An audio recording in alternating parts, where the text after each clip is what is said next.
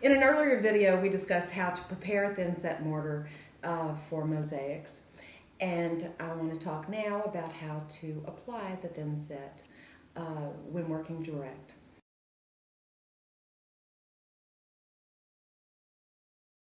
We mixed up our thin set in a small little cup.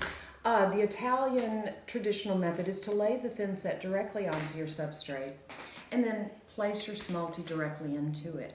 What that does is allow the thin set to sort of self-grouch your mosaic from underneath. I use a palette knife. This is an Italian spatula, but you can also use a paint palette knife or even in a pinch or popsicle stick. And you can just, what you do is you've got to push the thin set, what we call a scratch coat, into the board so that you're sure you've got a good connection to the board. And then I'll come back and I'll lay more in a nice smooth bed of thin set. I use about 1/8 of an inch thick, just thick enough so that I can set the Smalti about 1/4 of the way in. The palette knife is nice too because you can then come back and clean the edges and still keep your design in place. Then you just place your Smalti directly into the thin set. What I like to do is place it lightly first, and then I can, oops, in fact, I don't use tweezers. I was trying to be official, but the fact is I never use tweezers. I use sort of a light touch, and then we'll come back and set them harder and more firmly after I've completed it. You want the piece of Smalti to sit in this thin set about at least 1/4 of the way, at least 1/4 of the depth of the Smalti. Now once I've placed those, I go back and I just sort of, you don't push them all the way down to the board, but you can just sort of move them around a bit to make sure that they're firmly embedded and that they're placed the way you like. That's the good thing about ungrouted mosaics. You've got a little more flexibility. Now when you finish working on a section like that, thin set will start to dry. And so you'll want to use your palette knife to clean off the edges. Now once you've set your mosaic into the thin set, you need to not bump it until it dries. If, for instance, I bumped a piece in 15 minutes, chances are what's underneath it will have started to dry already. In that case, you'll need to add more, scrape off the old thin set that might be dry or crusty, and just add a little extra. There, I just back buttered a piece and fill it back in.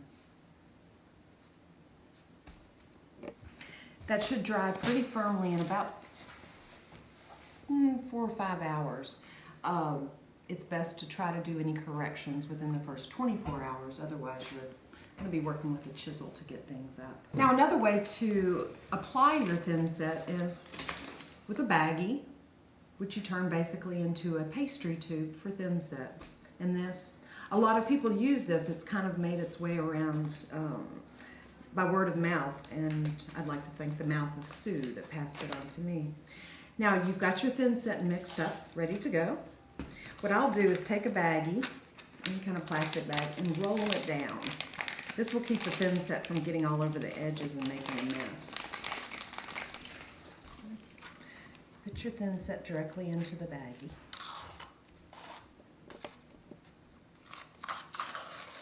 What I'll do is I'll roll up the baggie just to make sure it doesn't come open, and then just tape it closed. To me, that just makes it like a tube of adhesive, which makes it easier to work with. And then you just cut off a little tip of the edge. Now the great thing about using the baggie is that you can get so much precision with your thin set. And then I can place my Smalti directly into that. And as it squishes, again, it comes up between those pieces.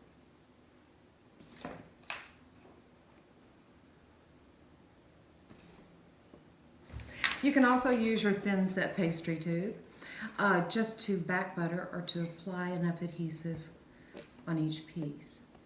That's a little longer. It takes longer, but sometimes if you need a lot of precision, that's the way to go about it. This is also a great method if you're laying vitreous tile or for a grouted mosaic that will be going outside. This is a great adhesive and a great method in which to apply the thin set and then be sure that you're going to have a waterproof mosaic that lasts forever. Thanks.